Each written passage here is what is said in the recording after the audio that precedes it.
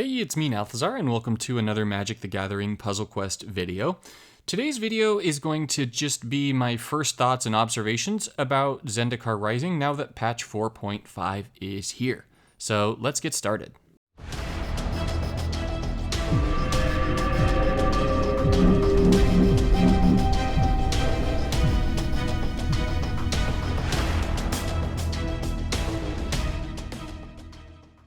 Now, the first thing that you guys should all notice when you log into the game for the first time in 4.5 is this absolutely gorgeous new home screen.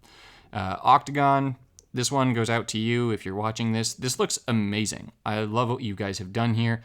Visually, it's gorgeous. And not just that, but as you're scrolling through things, like here as I'm scrolling through the events and the different things that are in the vault on the top of the screen, it just feels really smooth. I don't know if it's just how the animations are or what, but it feels really smooth. So I really like that.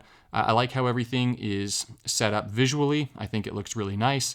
The daily rewards being there and being highlighted is going to make it a lot easier to make sure that you're getting them and not accidentally skipping any of them. When you claim them, it's got the same like basic animation, but then you'll see that on the bottom. Look at that. Look at that. That looks so cool. So I really like that. I really like the little touches that they put into this. I'm a big fan.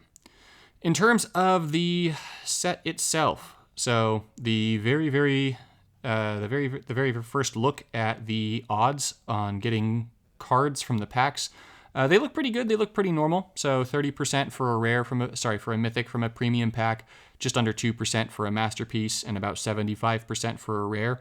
Those all are in line with what I would expect.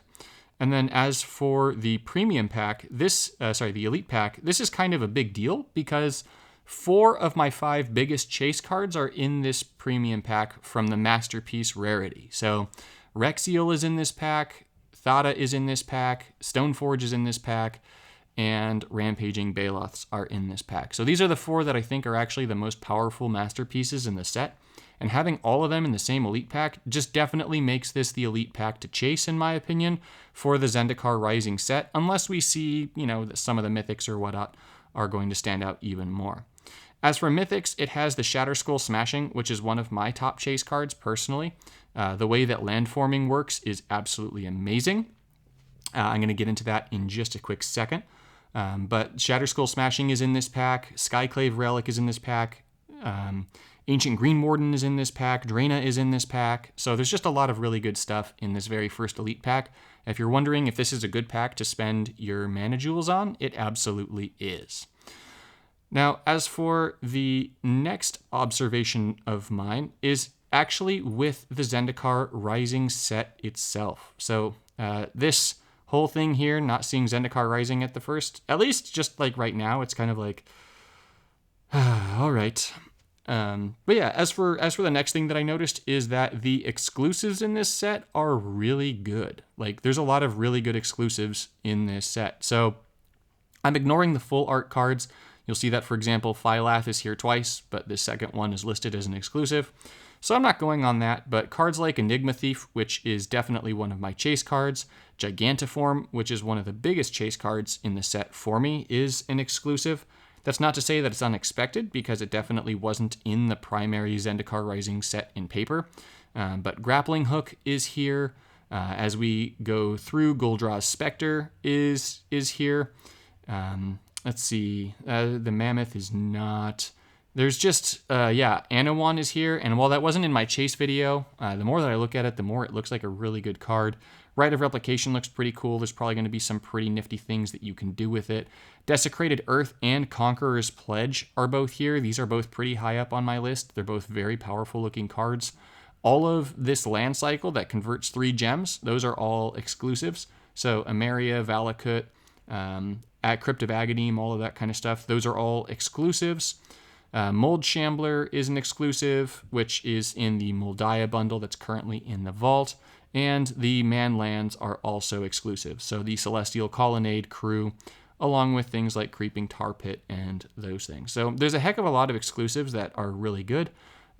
So just keep in mind that there are a lot of chase cards in the exclusive area. not just in the main set. So there's still a lot of really good cards in the main set, but the exclusives definitely have a lot in them.